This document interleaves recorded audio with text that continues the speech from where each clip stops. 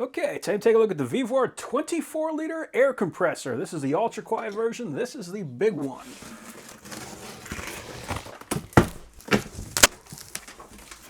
So we got some hardware, we got our instructions, we got some parts. Oh yeah, all right. There we go. Now, there's not a lot of things that I really ask for anymore, but this is one of them.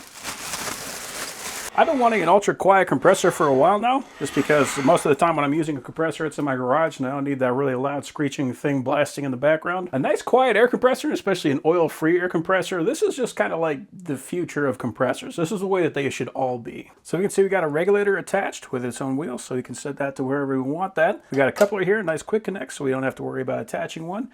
We also have a bleed valve. That's interesting, so it actually had a little bit of pressure in it. And we have tank pressure over here with a blowout valve. So that's very important. Essentially, if this thing, for whatever reason, becomes over-pressurized, this will pull out, it will let that pressure release, and will prevent this thing from detonating. So very good that it's got that. Looks like we got a solenoid here, and we can see that this is a dual pump motor. So you got both these cylinders here that are both connected at the tank. So what's great about that is that this is going to fill up very quickly. You can also see we got overload protection here on the back, so we don't have to worry about this thing just burning up. So yeah, looks like a nice compressor. And very important, we also have a water drain valve here on the bottom. So we don't want this thing to be rusting up every time we get done using it. Loosen this guy up, let the water drain out, and that'll keep this tank in good condition. So to attach the wheel, we're going to need a number 17 wrench and a number 6 hex. So for the hardware, we got this axle bolt, so this is going to run over the wheel. Then we got a nylon lock nut that's going to go on the back.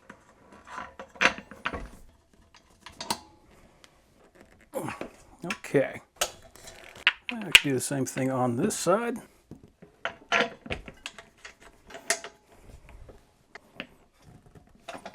Okay. Then this guy is a rubber foot, and that's what's going to go on the front. I like that it's rubber, so it's going to help with the vibration. And we'll bolt that on with this last bolt and nut.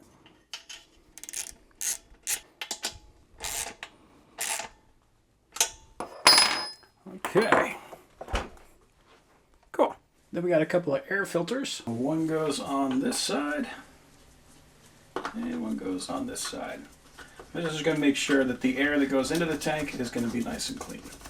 It's also going to help to extend the life of the pump. And then last up is this handle. So we can attach this if we want. If we want to, we can just leave it just like this, so it's a little bit more compact, but I'm going to throw it on. We're also going to use the last pieces of the hardware. So these are 2 springs. These are going to go on the inside. It's going to help to keep that handle centered. Put one on one side and one on the other side. And then just a matter of pressing the handle in. There we go. It's actually pretty cool. It almost kind of like springs it down too. Now if we want to put this up, that's what this clamp is for. Clamps it up. So now you just kind of lift it up to wheel it around. Pretty cool. So let's see what we get. Nice.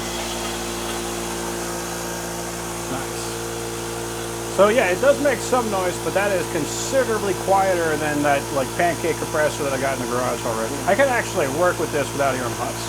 Pressure is building. And make sure that it's got an automatic cutoff on it. Cool, sure does. So it looks like that's going to go up to about just under 120 psi, and then we can regulate this down. So it was by default set up to 120, but if, for example, a tool that we're using only wants 90 psi, we just set that to 90. So the pressure in the tank is going to be 120, but the pressure coming out of the connector is going to be whatever we set it right here. So that is awesome. I can't say enough about how nice it is having a compressor that's quiet. One of the biggest things that deters me from using air tools is just having a very loud compressor. So this is going to be huge in the garage. So we'll shut that guy off. One of the cool things about this is I can unplug it and the tank is still full. So if I want to, I can just take this out to my car. It's still got plenty of pressure in it. I can fill up all my tires and then just wheel it right back into the garage. I'm going to do a sound test comparison.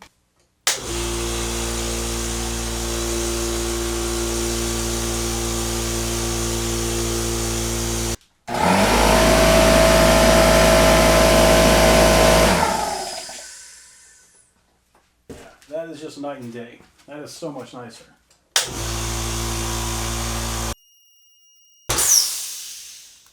Nice and quick too. I mean, this is a larger tank than that pancake compressor, and it probably fills in about half the time. Fill my blower. We've got air. Yeah, that is an awesome little compressor.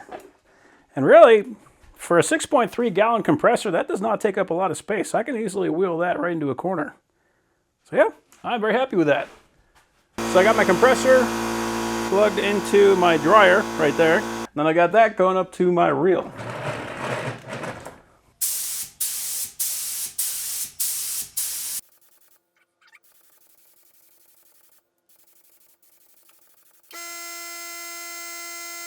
So yeah, that little guy's a trooper. Even though it did need to keep on refilling, it was able to fill up fast enough because this pump is strong enough that I was able to keep on working while this guy was working. So that is a fantastic compressor.